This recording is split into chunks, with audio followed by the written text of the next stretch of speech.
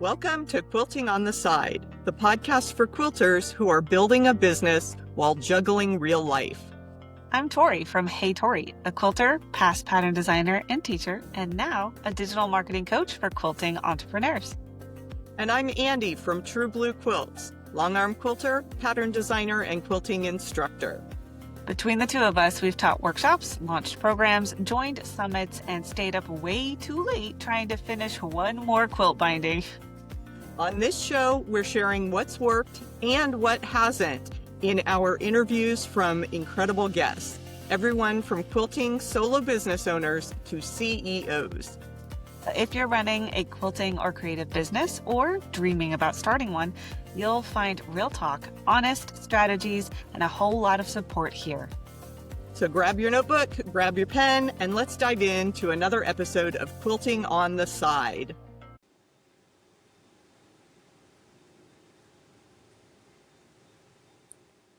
Welcome to another episode of Quilting on the Side. It's Andi here by myself. We are trying a new format because Tori and I have this wonderful partnership where we are connected across the country. You know, she lives in Michigan, I live in Arizona, and life gets really hectic sometimes, and it's hard to coordinate being in the same place at the same time on a recording schedule. So we each have different topics we want to talk about, and we're going to try a little bit of asynchronicity where we're each sharing our thoughts on certain topics and kind of running this as a solo show for a while. So we'll see how that goes. Definitely want to hear feedback from our listeners. So hit that comment or fan mail button below and or reach out to us online. We love to hear from you. So with that spirit of adapting to different life circumstances, I want to share a little bit about my favorite platform, social media content strategy right now. And honestly, it's been going on for a while. So it's YouTube. I love being on YouTube. You can find me live every Wednesday. I sit down for my weekly sew and chat, and I just rotate through a lot of my works in progress. You know, Whip Wednesday is a saying for a reason, and I've capitalized on that. It's always fun to piggyback on some of those trends and use that to your advantage in your marketing.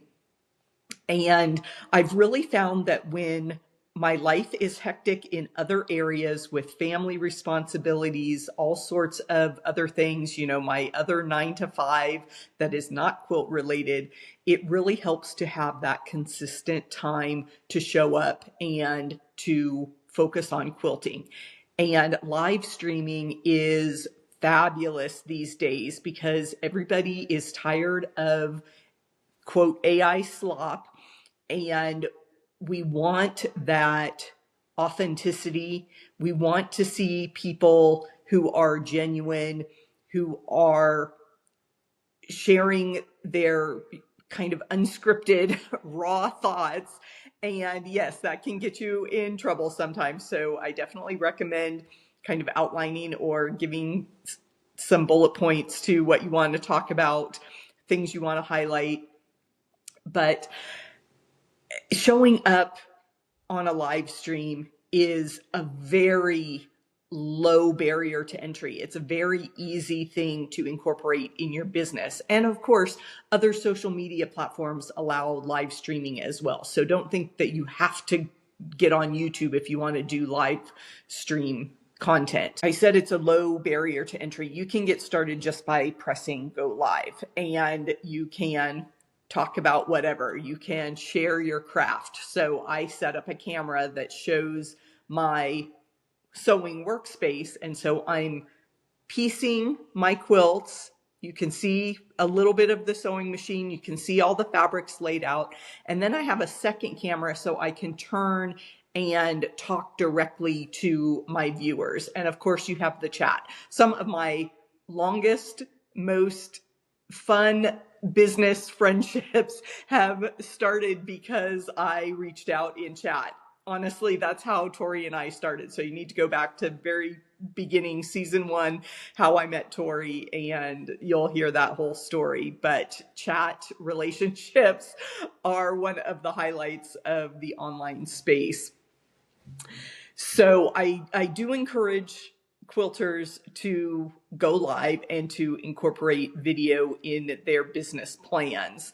As I said, for about the last 2 years, YouTube is the only place I've shown up. I was burned out on the other social media platforms, taking pictures, coming up with captions, all that kind of stuff.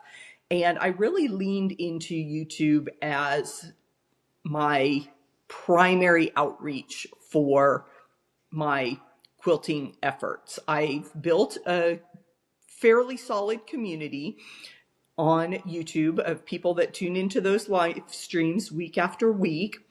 And YouTube is a good platform for additional income. And I want to tell you a little bit more behind the scenes of my story with monetization. I'm going to share very general numbers, not because I'm hesitant to share. You know, I am very transparent on these podcasts, but just because we're not going to dive that deep right today. I want to give you the broad overview. So for a good long time now, monetization on YouTube means that once you start a channel, you need to get 1,000 subscribers and 4,000 hours of watch time in a rolling 12-month period. So let's say you start in June of 2026. YouTube is going to track your numbers. And so from June to June, you would need to have that 1,000 subscribers, 4,000 watch hours. And then July, it bumps ahead. So it's always that rolling 12-month period that they're looking at those numbers. So if you are just sharing 30-second clips, it's going to take a long time to build up that watch time. So you do want to put in some longer form content. And that's how I started out. I planned a quilt-along for my first series of videos. So I just sat down and sewed a little bit on a quilt and just documented the process from start to finish. So that tutorial aspect fits pretty naturally with the quilt world and what most people are already doing. Another feature that I shared on my channel, and I bring this content back periodically, is a stitch story. That's just what I decided to call these little vignettes that tell the background of a project. So most often I will share a finished quilt, not a step-by-step procedure for making a project. So this is a finished quilt. I can set it up on a photography stand, take, the Ken Burns documentary style of slowly panning across the image and zooming in for details to really show people the different blocks, the different fabric choices, the different quilting motifs that I have put into the quilt. And this gives you more of a chance, like I said, to tell the story of the quilt, to just have a discussion, have a conversation. And this works well for pattern designers and other people in the quilt industry that do trunk shows. You can really expand on the ideas around your style of quilting in these type of long form videos. And I do recommend 8 to 10 minutes of video length, because that 8-minute mark is perfect for advertising. After 8 minutes, YouTube will let you put mid-roll ads into your videos beyond the standard starting ads and ending ads. So that is something to keep in mind as you start making content, is that you want to tell enough of a story, have enough information that it stretches to that 8-minute mark.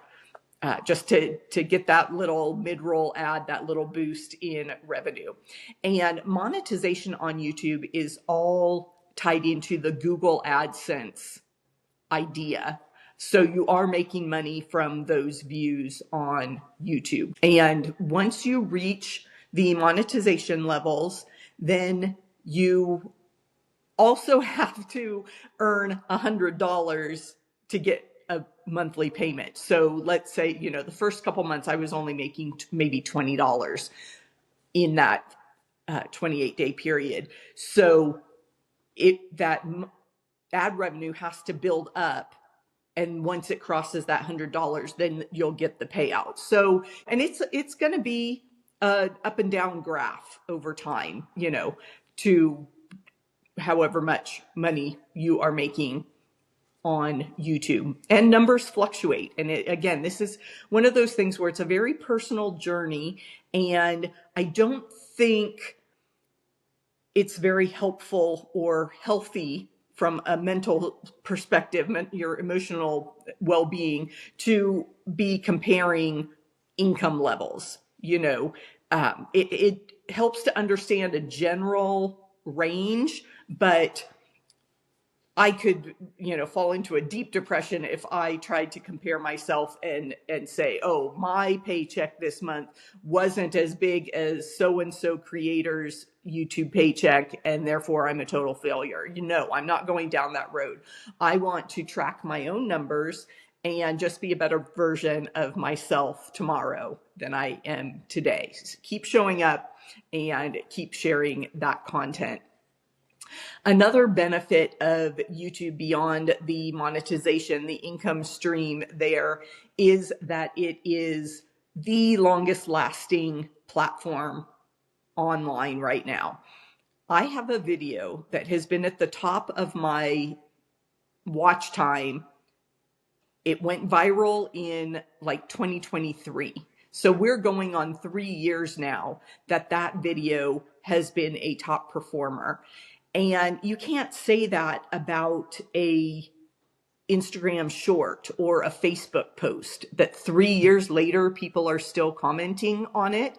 Maybe there might be some people that have optimized those other social platforms and can get that one post. I have seen people where they repost similar content and continue to get the engagement. But to have that one video, that one time that I sat down for an hour and did the thing, to still have it making money all these years later is, to me, it's definitely worth the time investment. So that is why I am loving YouTube.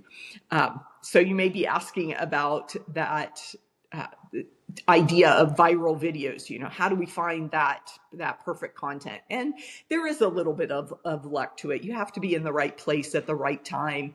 So I'm not going to advise anybody to go down the road of chasing trends, because that will probably end up with a lot of frustration, that you're constantly doing research, you're constantly trying to be the latest and greatest. But you do want to keep your ear to the ground to know what those trending topics are. And if there is a place where things are aligned, then you can take advantage of it. So my very first hint of viral success was early. It was after all the lockdown mess of 2020, but we were starting to have all these discussions about supply chains and inflation and all that kind of stuff. So I saw a blog post by one of the owners of a fabric company. So it was kind of like reporting straight from the source. And this person was talking about the cost of manufacturing fabric. So it was very easy for me to piggyback on that content and talk about the cost of fabric, about maybe some budgetary hints and tips and tricks to be budget conscious, to be budget friendly when you are shopping and quilting, because we know this is an expensive hobby. So I would say that that's probably an eternally relevant topic, is anytime you can talk about budgeting and doing more for less. We've seen many, many videos on dollar store quilting hacks, that hack concept. Anytime you can take something that's commercially available and do it yourself. When I was a kid, it was the Mrs. Field's cookie recipe, do it at home, So my second viral video, and the one that has made me the most money, the one that's been popular for so long, was my top 3 quilt blocks to make from strip sets. So anything you can do to capitalize on those, popular pre-cuts, jelly roll strips. I want to take advantage of that keyword. So I mocked up some designs in EQ8, and I showed, a brief clip of what a strip set looks like, and people love that, having those options. Any type of top 3, top 5, top 10 list is going to be eye-catching. People want to know. People are used to seeing those lists. I mean, think of all the magazines, the Good Housekeeping and the Vogue or Glamour, I guess, was really popular with, 10 things to know about men, or whatever the topic would be. But those lists are great content. And that strip set video got picked up by a larger channel, and for 2 or 3 months it was being recommended by another popular YouTube channel, and I didn't do anything to make that connection. I didn't officially collaborate with this other channel.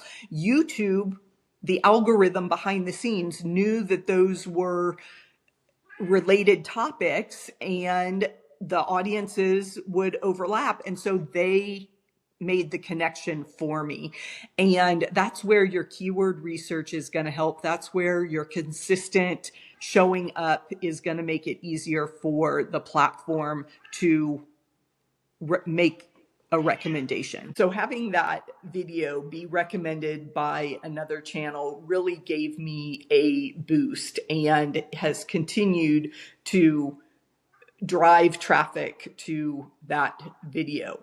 And you always want to build on prior success. So yes, I have made a few more strip set videos. I have continued to focus on the jelly roll aspect, the top 10, top 5 lists.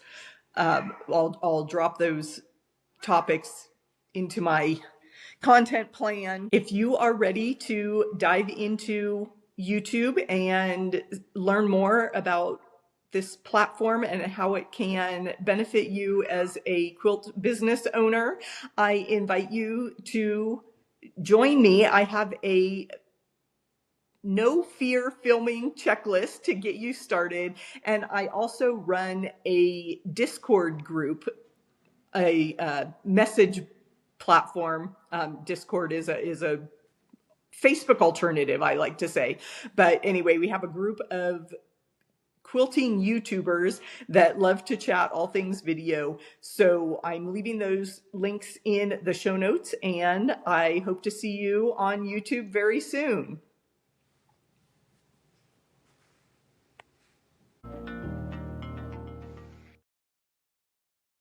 That's a wrap on today's conversation. We hope it gave you something real to take back to your business. And if you liked this episode, please hit subscribe and leave us a review. It helps more quilters find the show and feel a little less alone on their entrepreneurial journey. And if you want more support, from behind the scenes content to live chats, you'll find more in our Quilting on the Side community on Patreon. And as always, don't forget to do a little quilting on the side.